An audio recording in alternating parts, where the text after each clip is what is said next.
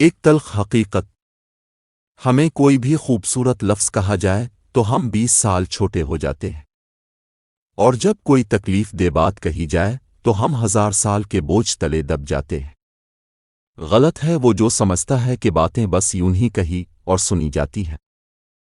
باتیں گولی کی مانند ہیں جو مار ڈالتی ہیں، لیکن قانون انہیں سزا نہیں دیتا۔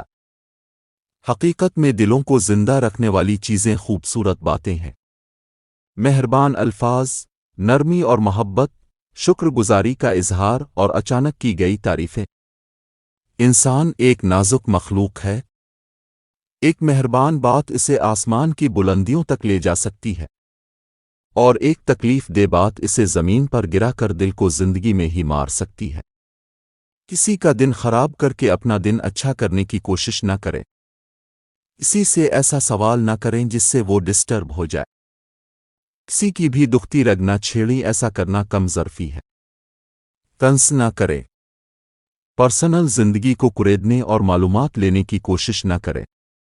حال چال پوچھیں، ہنسی مسکرائیں، اور لوگوں کو بھی مسکراتا ہوا چھوڑیں۔ خوش رہیں، خوشیاں بانٹیں، رب کریم کی رحمتوں کے سائے میں رہیں۔ پوسٹ پڑھ کر ری ایکٹ ضرور کیا کریں تاکہ ہم اگلی پوسٹ آپ کی خدمت میں جلدی پیش کر سکیں۔